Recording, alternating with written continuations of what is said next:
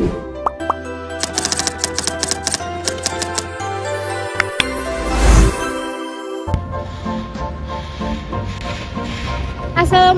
warahmatullahi wabarakatuh. Selamat siang semuanya. Perkenalkan, nama saya Ira Fitriana dengan NIM 24010255155. Berdirinya saya di sini untuk memenuhi mata kuliah PLBJ dengan dosen pengampu Bapak Bayu Tommy Rizal.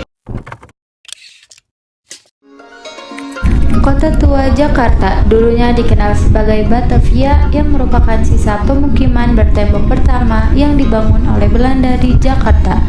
Sejarahnya dimulai dari pelabuhan Sunda Kelapa yang menjadi pusat perdagangan rempah-rempah sejak abad ke-12.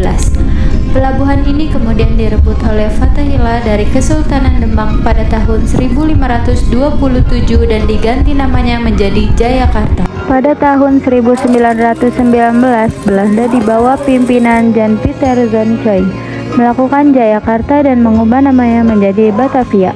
Batavia berkembang menjadi pusat pemerintahan dan perdagangan Hindia Belanda dengan gaya arsitektur Eropa yang khas, lengkap dengan kanal-kanal air dan bangunan megah.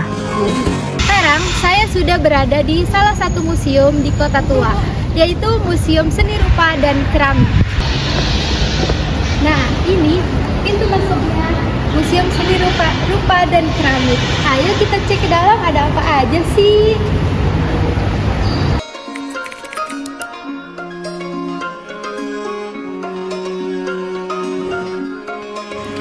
Sejarah Museum Seni Rupa dan Keramik. Gedung yang diresmikan pada 12 Januari 1870 itu awalnya digunakan oleh pemerintah Hindia Belanda untuk kantor Dewan Kehakiman pada Benteng Batavia. Pada tahun 1967 sampai 1973, gedung tersebut digunakan untuk kantor Wali Kota Jakarta Barat. Gedung tersebut kemudian diresmikan sebagai Balai Seni Rupa Jakarta oleh Soeharto selaku Presiden Indonesia pada tanggal 20 Agustus 1976. Pada 1990, bangunan itu akhirnya digunakan sebagai Museum Seni Rupa dan Keramik yang dirawat oleh Dinas Kebudayaan dan Permusiuman DKI Jakarta. Pada awalnya, nama yang digunakan untuk gedung ini adalah Balai Seni Rupa dan Keramik yang kemudian berubah menjadi Museum Seni Rupa dan Keramik.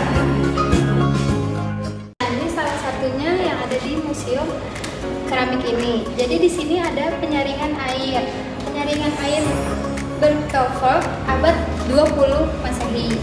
Di sini tuh cetak dan digambar menggunakan kuas ya teman-teman. Wadah penyaringan air berkelvert dikenal sebagai air minum pada masa lalu yang dipercayai sebagai filter air, penjernih air dan antibakteri. Jadi wadah ini memiliki satu keran di bagian bawah untuk menyalurkan air bersih hasil penyaringan selubung keramik yang tersimpan dalam wadah. Bentuk wadah umumnya bentuk bulat silindrik berukuran besar, memiliki tutup, ini tutupnya, dengan bentuk cembung meninggi dan pegangan bentuk kuncup bunga. Ini buatan Belanda akhir abad ke-19 untuk menampung air dan menyaring air minum. Karya Marlon Jas. Lukisan bergaya realistis ini menggambarkan suasana halaman kantor Persatuan Wartawan Indonesia. Marlon Jas dikenal dengan karya-karyanya yang naturalis seperti tema persona keindahan alam dan fauna, kehidupan manusia, dan lukisan potret diri. Selanjutnya karya Dede Eri Supriya. Dede Eri Supriya adalah seorang pelukis realisme sosial yang banyak mengangkat tema-tema sosial, terutama kehidupan masyarakat urban yang terpinggirkan. Lukisan-lukisannya digambarkan sebagai tanda-tanda zaman atau antena sosial, karena pemirsa dapat melihat dan merasakan apa yang terjadi di sekitar kehidupan mereka. Karya-karyanya merupakan eufemisme, cara etis untuk memproses atau menyampaikan keluhan sosial. Rakyat dari balik kaca.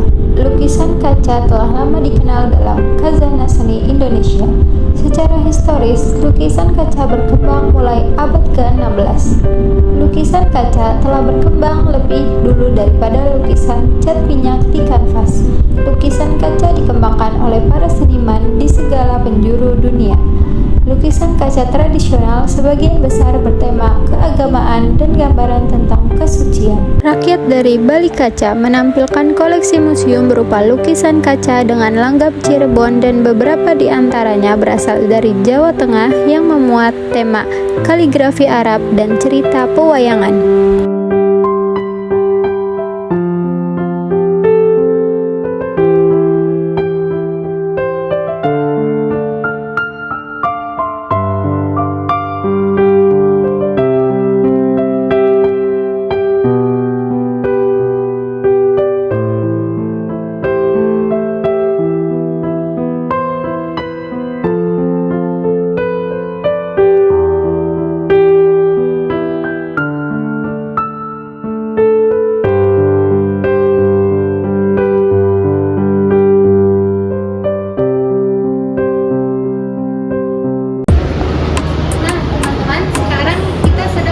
Di lorong yang berisi patung-patung modern.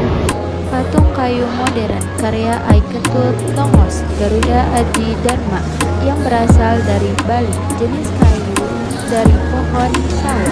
Patung ini dipahat pada batang pohon yang terbalik dengan ukiran timbul yang menggambarkan figur Gajah Mina di bagian atas, sedangkan pada sisi belakangnya terdapat figur Garuda. Ini ada patung kayu modern karya Osman Effendi. Nah, di sini juga ada patung kayu modern karya dari Danarto.